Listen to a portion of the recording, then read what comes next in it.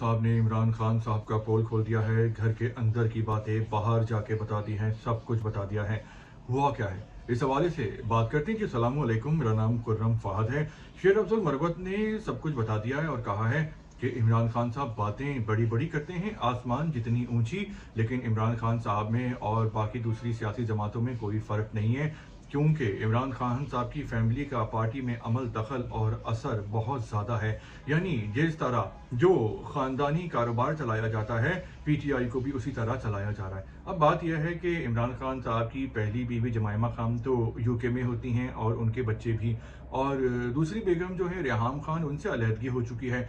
अब रह गई बुशरा बीवी। तो बुशरा बेगम का अमल दखल पार्टी में बहुत ज़्यादा है। अब तो वो खुद जेल में है, तो ये अमल दखल काफ़ी कम हो गया है।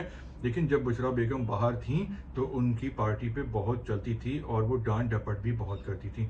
तो क्या बस बुशरा बेगम ही तो है? नहीं, बुशरा बेगम के अलावा खान साहब की बहनें भी हैं, और जो अलीमा बाजी हैं, अलीमा खान साहिबा, तो वो एक तरह से इमरान खान साहब का फीमेल वर्जन है।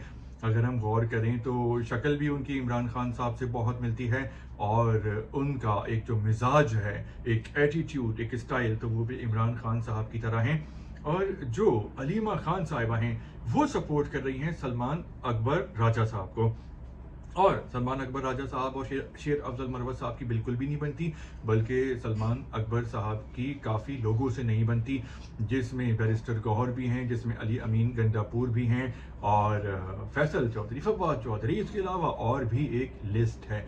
लेकिन सलमान अकरम राजा साहब डिसिप्लिन वाले बंदे हैं, पढ़े लिखे हैं, और वो पीटीआई को एक सियासी पार्टी के तौर पे चलाना चाहते हैं।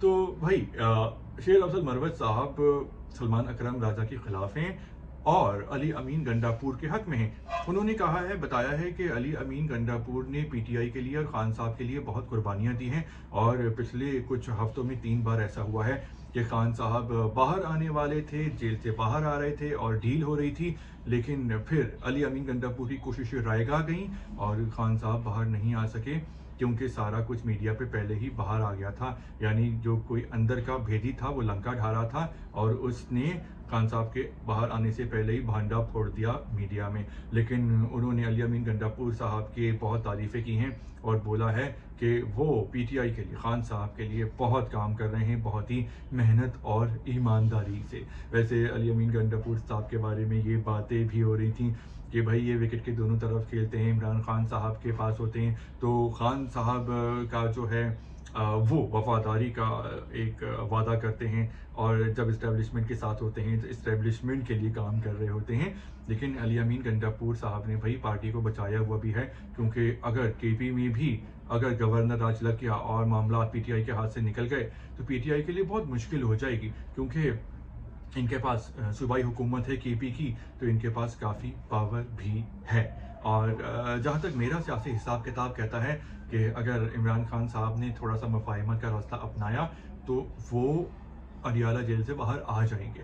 भले से नज़रबंदी में रहें बनीगाला में, लेकिन अडियाला में नहीं होंगे, बनीगाला में होंगे।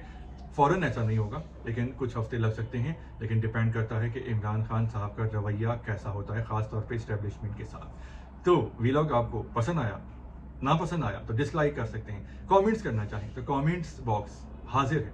शुक्रिया।